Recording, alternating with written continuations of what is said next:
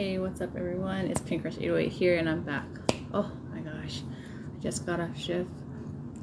I tried to do something new with my hair and curl it. So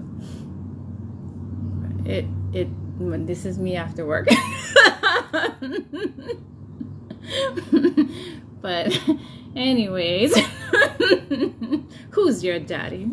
Apparently, President Trump is daddy of the year, per the chairman of NATO. Congratulations. Yeah, that was pretty cool. But in all honesty, that's what he looks like right now. He looks like the world's daddy right now, okay? Because he is the mediator and the peacekeeper and the war wager right now, he and his cabinet. And it's a pretty amazing thing to watch.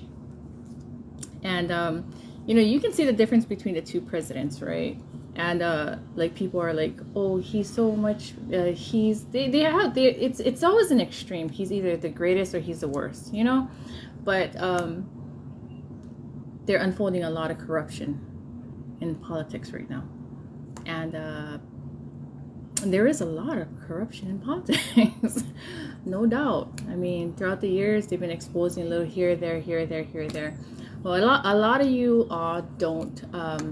You guys completely miss, which is very obvious, is that the two presidents are very different. Matter of fact, President Trump is different from a lot of the presidents. And the reason why he's so different is because he's not a career politician. That's the difference. He's not a career politician. No, he's not. He is a businessman. He began as a businessman.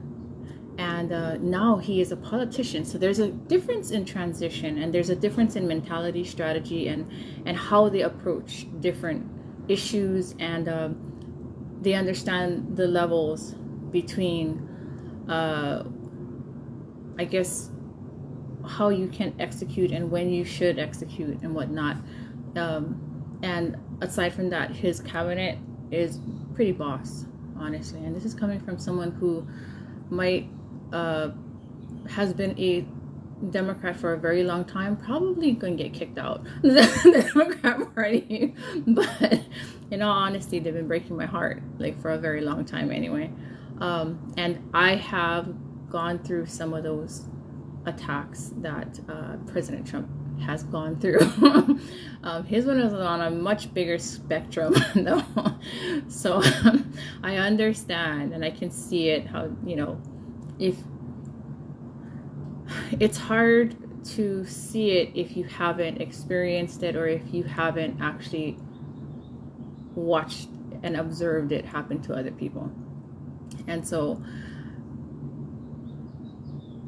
prior president, he was a career politician. Okay, his life was dedicated to politics. And in politics, you give and you take, you bend and you take, you bend and you take, you give and you take. Like, when I had stepped into running for office and in that area of politics, I had to tone a lot of things down because I was making too much ruckus. Yeah. And it was good for the community, because the community seen things getting done. Matter of fact, there was a lot that said, holy smokes, we got more things done today than we got in the past 10 years. And it always moves forward. But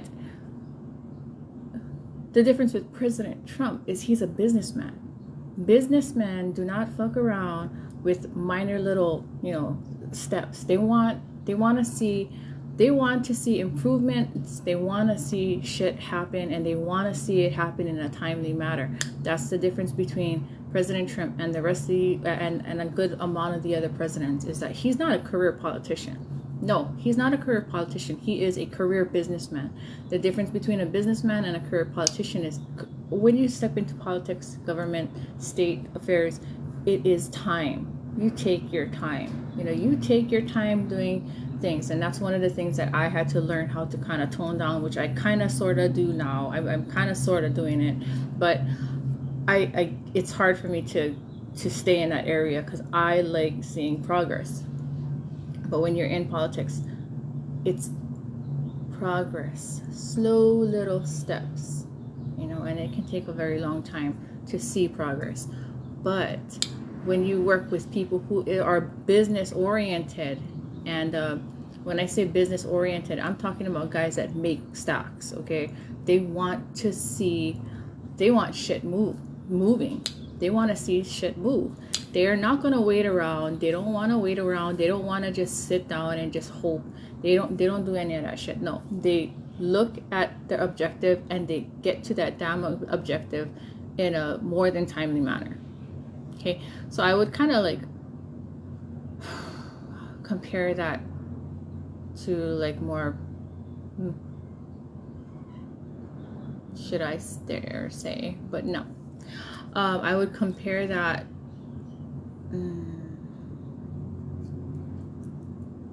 yeah, businessmen are not going to wait around, and they know how to they know how to shake someone's fucking feathers, and also to make someone freaking tail go between their damn legs, because they're businessmen. When businessmen deal with money, you got every type of person who has influence and who has power gravitating around money. So if that person is a business person, they're not going to be afraid to push and shove. And President Trump definitely flexed, and he definitely showed that he ain't afraid to you want to fuck around, you will find out. And the good thing about his cabinet is they're all the same way. It was a very nice thing to see President Trump in the front center in the podium, and you see his 4 guys in the back, and not one of them cracked the fucking smile. They're not politicians. These men they're not your typical politicians. They are strong men who have a strong message, and they want shit done. And they're men. Like real men. They're real men. That's the difference between having like a half man, and I'm not saying President I'm not saying that President what's his name? I'm not saying prior president was half man, okay? I think that it was really disgusting to see how people took advantage of his mental health. That was really bad. Like, when they exposed that part, we all knew something was wrong. We all knew that his mind was, you know, kind of slipping, or he played a really good act. I don't know. But the way they took advantage of him, passing bills and calling shots, I mean, that was so unethical and immoral, honestly.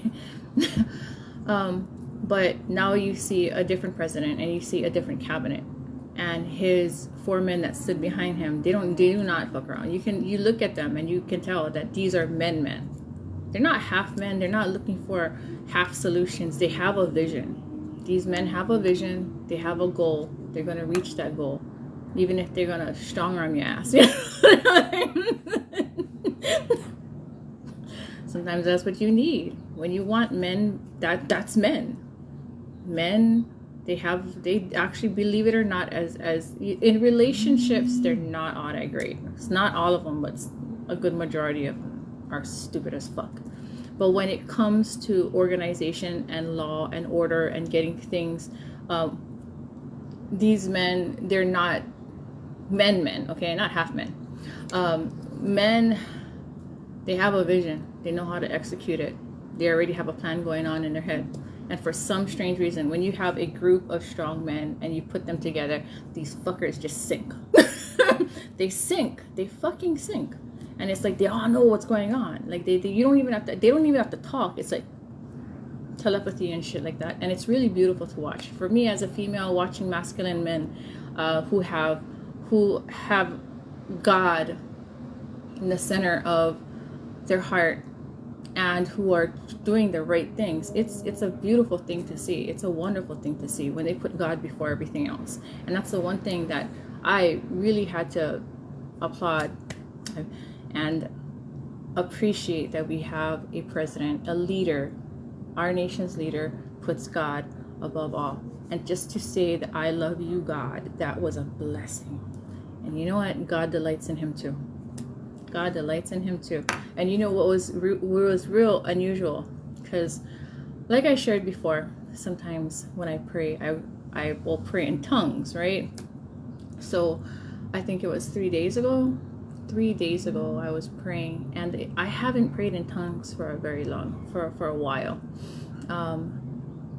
But it happened 3 days ago. And when I prayed in tongues, shortly after I pray in tongues, and I'm not talking about this type of speaking tongues. I've heard people speak tongues, and I don't. My experience of speaking tongues, it sounds nothing like that. It sounds like a language, and it sounds like a. I don't know how to explain it, you know, but it sounds like a language. Like a really unique language. It doesn't sound like that ba ba ba ba ba ba ba thing. I nothing like that.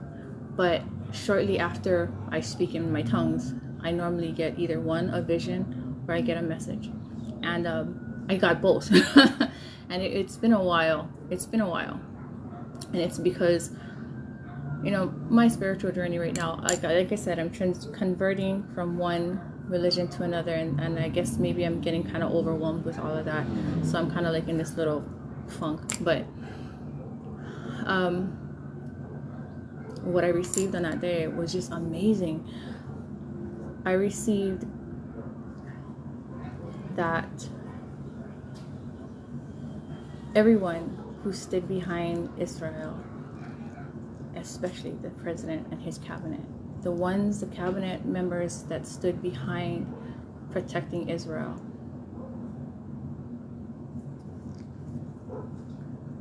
is going to receive a generational blessing.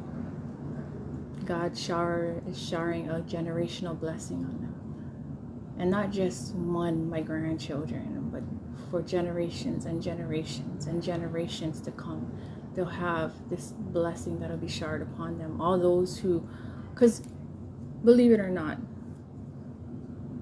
this was a point where supporting and following God's will was hard. So there are many people who wanted to support Israel, but they didn't. They're afraid. Why? Because, oh, look at this other group. That's a pretty strong group. I don't want to go up against them. And then there are those who stood by God. They stood by God, and they said, you know what? No, this is what we're doing, and this is who we're supporting, and this is what God says, and we're going to stand behind what God says. That right there, my friends, was a temptation. Not from God. It wasn't a temptation from God. It was a temptation from the devil. You know how the devil worked in Job's life, right? So here comes Job. Job is being tempted. You all say that Job was being that he was being punished, right? And he was being put to the test, right? He was being tempted by the devil. Did God ever step in and say, hey, I want you to take away his health? God never said any of that. It was the devil. The devil said, if I test him, if you put him to the test, but who was the person that was carrying out the test? It was the devil. So the devil, his test was tempting Job to curse God. Your test. The devil was tempting you to carry away from his word. And so in his word, in his Bible, he says, those who bless me, I will bless. In Genesis, he says he will create a great nation for Abraham. And those who bless his people, he will bless in return. There are so many people out there, Christians, a lot of atheists. Y'all turned your back on God. You're scared. You never trust him. I'm so glad that our president and his cabinet did. And for those on the macro level, on the lower level, and on the micro level. God's going to shower a generational blessing upon you and your family. And when you call upon him, he will answer. And the generational blessing that he's going to shower on our leaders who never car away and say, oh no, we're not going to help them. His blessings will be, it'll be generational.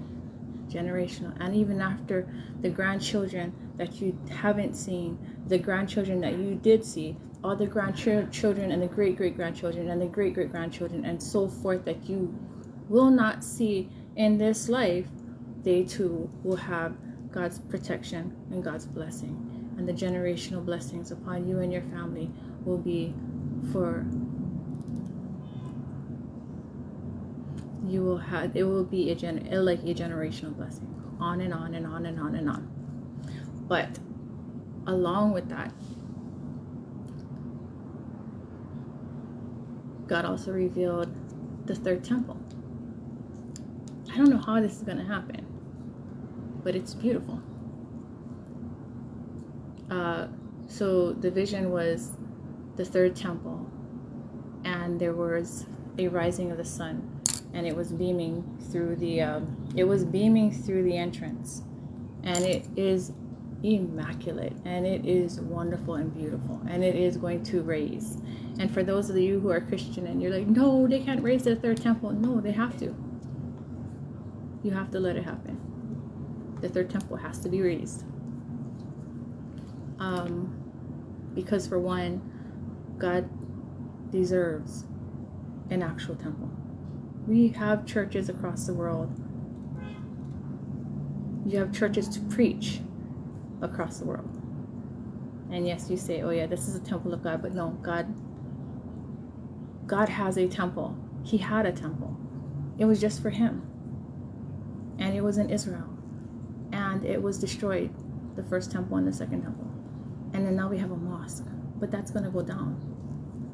And his temple will rise. And it has to. Because if you think about it, where is his temple that has the ark? We have churches all around the world. We have churches, we have ministries around the world.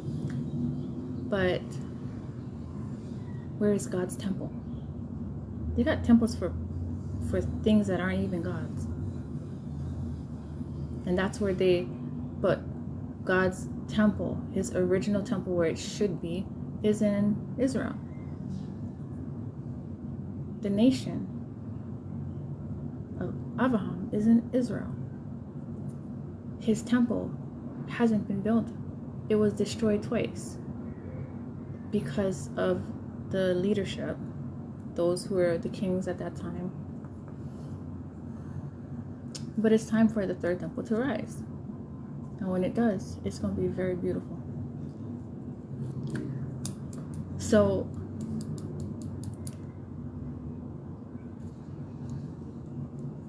those of you who are tempted to car away,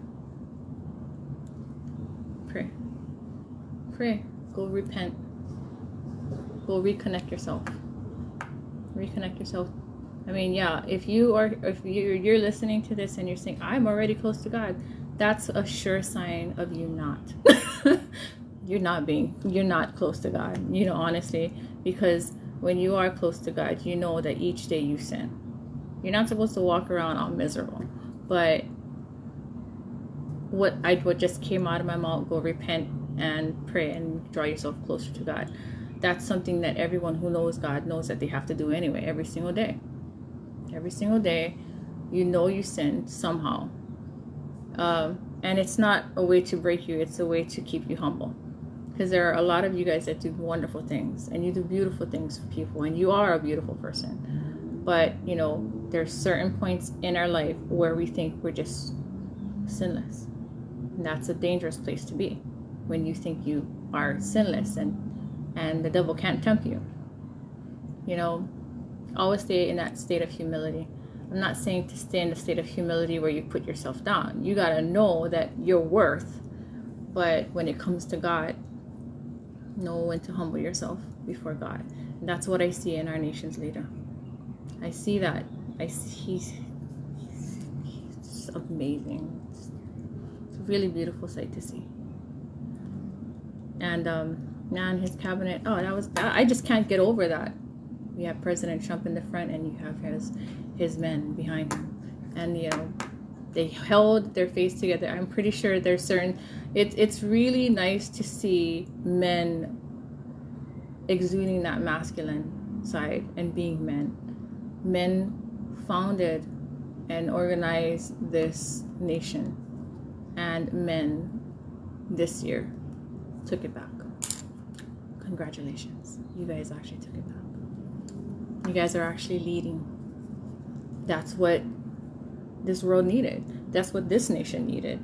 Matter of fact, not just this nation, but the world. They needed to see men actually leading. Not just benefiting off of, but actually leading. This is something that I was talking about for 10 years back. And I kept saying, man, you guys gotta take your place. And finally it's happened. It's finally happened. Where men are becoming leaders again. And this one group of men from this nation, from our nation, is teaching the rest of the nations how to take your government back and become a strong man, a strong group of men. Now, along with that, there was a comment that was made. I think it was it yesterday or was it the day before? But it was like a thing on the thread, and it was acknowledging females in the military. Okay, it was a pilot. The pilot bomber. Why didn't our Secretary of Defense acknowledge the female bomber, and that we should have more female bombers? As a female service member, media, and everybody else, just listen. It's coming straight from the horse's mouth. I'm not the female bomber, right? But I'm pretty sure she'll be on the same page as me. We don't give a shit. We don't give a fuck whether you guys acknowledge us or not. It's a beautiful thing to get acknowledged, but honestly, every female inside the military, we never sign up just so that you guys can go and glorify us. Matter of fact, if you don't do that to us, if you don't make it a huge, oh, she's a female and she's doing da da da da da. If you don't do that to us, then it will make us actually feel equal with the guys. It's the fact that you guys always fucking acknowledge the fact that there is a difference between us. Like, we have differences. Like, when we put the uniform on, it's the same shit. It's the same uniform. We walk the same. Not all of us, but we're wearing the same uniform. So with you guys pointing out, oh, she's a female and she's done this, like it's some fucking great ass feat, you're already segregating us. You're showing that there is an inequality. So the best thing you guys can do is just shut up. Like, leave us out of this. Leave us out of this whole affair. Don't be attacking our freaking Secretary of Defense because he did not acknowledge the female bomber. She probably don't even care. We don't care. All we want to do is put the uniform on, because some of us, it's a family thing. Like, our grandparents, our parents, our dads served, or maybe now our mom served. But for me, it was my dad, and my dad's dad, and my dad's dad, and my dad's dad, and my uncles, and all these, it's just a generational thing for some people. And we don't want to be known as, wow, she's doing it. No, because then it'll show that there's an inequality between us. We just want to be left the fuck alone. Just let us do our job. Let us do our job. You guys want to support, if you guys really want to support Hum Media, you guys really want to support females, just don't bring it up. Don't bring it up. Now, on top of not bringing it up, how about you guys talk about funding? Give us more funding. That's it. Not just the females. Just give the military more fucking funding. That's it. You guys want to acknowledge something? Just acknowledge that. You guys want to help with something? Help with that. Don't acknowledge us. Oh, females, blah blah blah. No, because when you do that, it just shows that there's an inequality. It shows there's an inequality. And in all honesty, like, I know you see females on the threads and they're like trying to make themselves look sexy and shit like that. Don't fucking do that, ladies. Females, don't do that, especially if you're wearing the uniform, because you know what, it only entices these motherfucking guys out there, especially enemies, to want to capture you. So see, this is like very feminine, not really, because I'm wearing a shirt. I'm not, but when I'm in my uniform, I look like a fucking man, and I don't give a fuck what anybody says. I will walk in my uniform like a freaking dude. I will freaking sit down, not like a dude, but I won't cross my legs. I won't do any of that shit. I know I'm a female. I embrace my feminine side when I come out of my uniform. When I step out of my uniform, I will embrace my feminine side if I feel like it. I am a female. I love being a female. I love who I am. I love who God made me. But when I'm in that uniform, I'm equal to my brothers in arms and my sisters in arms, and my brothers at arms. We're equal. Some of them get higher fucking PT scores, but we're still equal. So don't try to point out, oh, there's a female bomber. She's so great. Why didn't you acknowledge her? It's because he's treating us like equals. That's why. Because you're not in that dynamic, and he knows that dynamic because he served, which makes him fitting for the position that he has. And with him not acknowledging, oh, there was a female, it's him treating us like we're equal, like we belong. See, when you start glamorizing and glorifying, oh, there's a female, it means, oh, look at that, she's so different, and look at how much she made her strides. Shut up. Shut up. Just let it go. Great. You guys feel like that? Awesome. Okay, just put it in your little newspaper. But when our Secretary of Defense or any of our males in the military do not acknowledge shit like that, oh, that we had a female, it's because they're treating us like equals. Because we're equal. Once you put on that uniform, you're equal. Do we want any praise? No. We don't. We just want to serve. Some of us, it's because of legacy. We just want to serve, make our family proud. Some of us want to serve, get the benefits, okay? Because there's a lot of benefits for females, for males, same shit. We both get the same benefits. Maybe some of us may not get bonuses.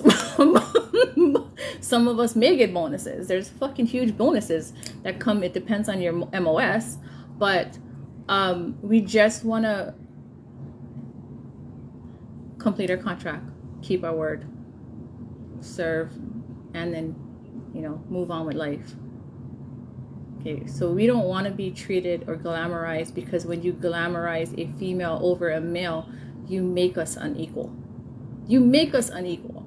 That's not shit we need. That's not things that we need. And this is coming straight from a service member's mouth. We don't need that shit. We don't need to be glamorized. We are proud to wear the uniform. We are proud to keep up with our brothers in arms. Some of us, most of us, don't want you guys talking about the differences between male and female. Because when we serve, there is a difference, but not really. The same shit that they do is the same shit that we do. And we become each other's strength. Okay, so if you guys stop fucking around with the whole gender thing, then that would make it so much easier and great for us. But with you guys always bringing up that shit, it just makes it annoying. It makes it annoying, okay? And it's just fucking annoying. We don't need the glorification. The glorification is actually serving. That's it. That's basically bottom line. That's it. We served, we protected our country, we put our time in, and then we got out. We don't need you guys glamorizing us. We don't need to look. I'm glad that Miss America was from Army before Air Force. Air Force, I got love for you. But we're Big Brother.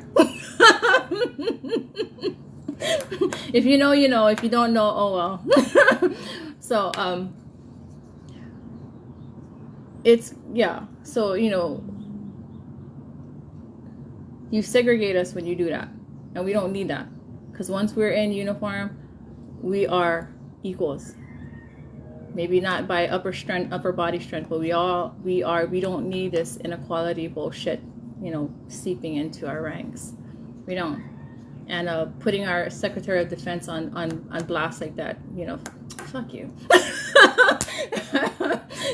He was treating us like lady who brought it up, fuck you. He was treating us like equals. He was treating us like equals. That's why he didn't bring it up, because that's how they treat us. That's how you treat an equal. You don't see the difference. You just see the strength. And then on top of that, at the end, you see the execution. So, yeah. Don't bring that up, lady. Ever. We don't need that type of segregation. We don't have that. Okay? We're all one team, one fight. But she's Iran and Israel. I haven't heard anything much, but I hope that the peace can keep reigning in that area. Oh yeah, one more thing. I think there was an issue. I thought there was an issue. I think it's New York City.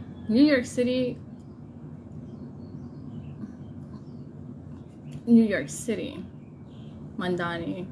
Everything that I heard from him, he presents himself well.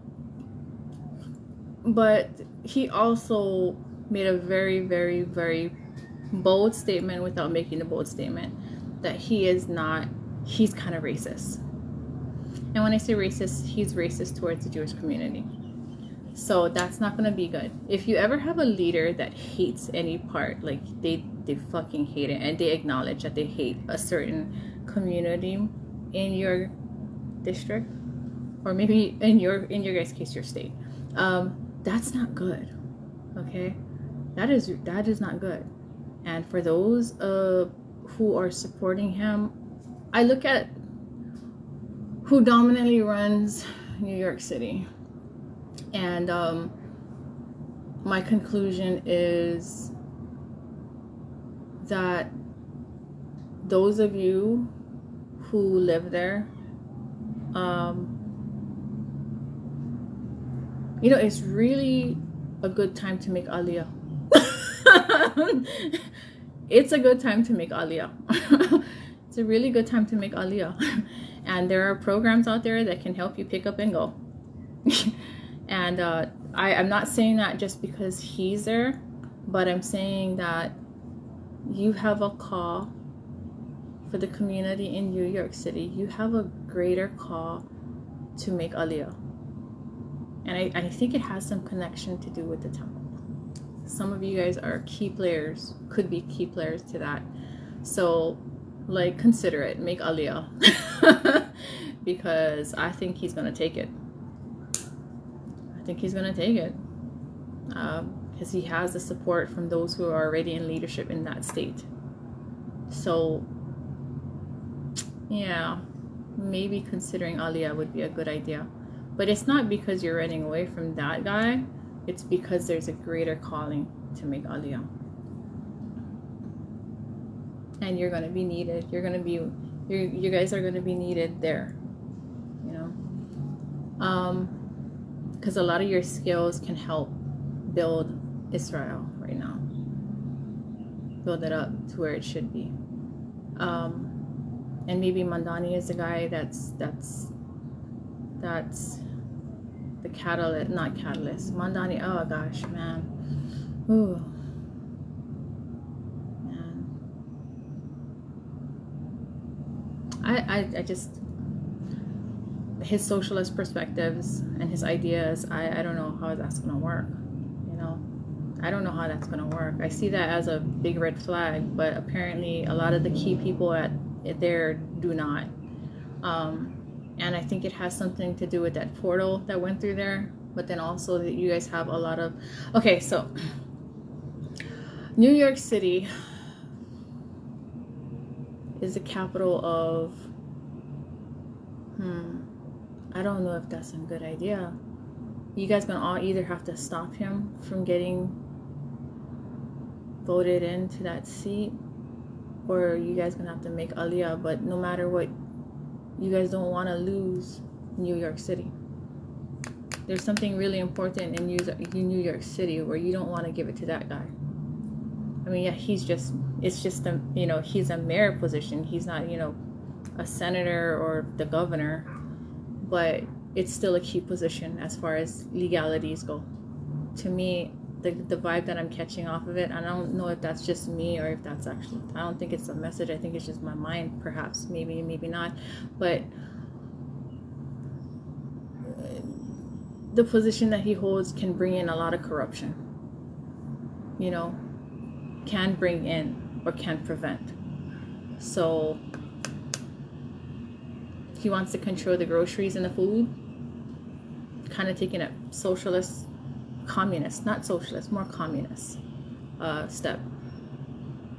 But that is also the capital of something else that's really big. And I don't know about giving it to him. I hope you guys vote for somebody else. But in the case that you don't, then make Aliyah. Aliyah sounds like a great idea. Making Aliyah. Like, for me, I've personally never been to New York City. I've never been to New York City, but I've worked with people from there. And I know some things that happen there. But I don't know about that. You guys either better get on your coconut wireless and start calling all your friends and families and making them go down to the polls and start voting for the opposing party. One more thing. I don't know I don't know what party he is, but I do know that there is a trend with the Democratic Party, if that's the opposing party. And I believe that is.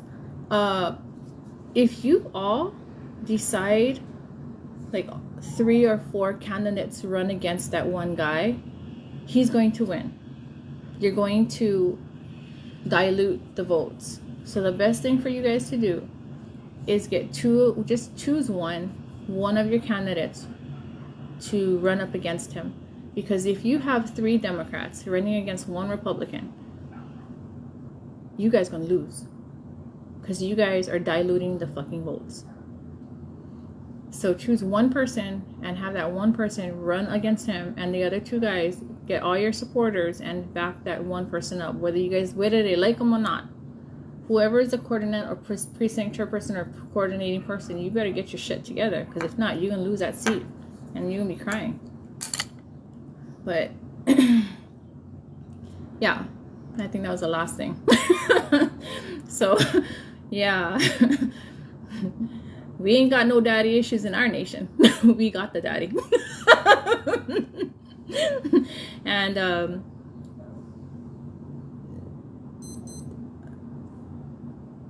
good luck, New York.